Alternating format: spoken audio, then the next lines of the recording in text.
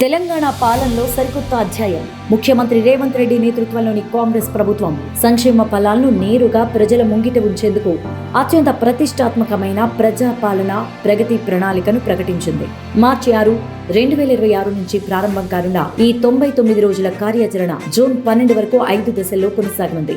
ఈ ప్రణాళికలో 10 ప్రధాన అంశాలకు పెద్దపీట వేశారు. ఆరోగ్యం, విద్య, వ్యవసాయం, మహిళా సాధికారతతో పాటు వారసత్వం, పెండింగ్ ఫైళ్ల పరిష్కారం, రోడ్డు భద్రత, యువత, క్రీడలు మరియు డ్రగ్స్ రహిత సమాజం వంటి కీలక రంగాలపై ప్రభుత్వం ప్రత్యేకించి దృష్టి సారించింది. ప్రతి రంగానికి నిర్దిష్ట గడువును విధిస్తూ పాలనలో జవాబుదారీతనాన్ని పెంచడమే ఈ ప్రణాళిక ముఖ్య ఉద్దేశ్యం. ఇకపై పాలన సచివాలయానికే పరిమితం కాదు.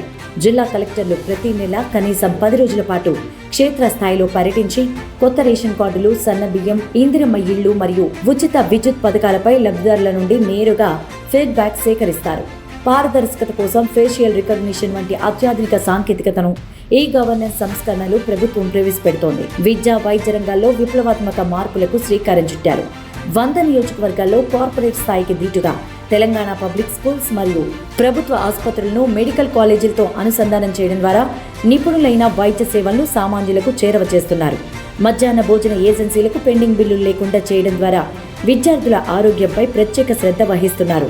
ఇది కేవలం 99 రోజుల పథకం మాత్రమే కాదు, తెలంగాణ రైజింగ్ విజన్ 2047 దిశగా వేస్తున్న బలమైన అడుగు. జూన్ 2 రాష్ట్ర అవతరణ దినోత్సవం నాటికి తెలంగాణను దేశానికి ఒక మోడల్గా నిలపాలన్నదే సీఎం రేవంత్ రెడ్డి లక్ష్యం. ప్రజల కోసం, ప్రజల చెంతకు.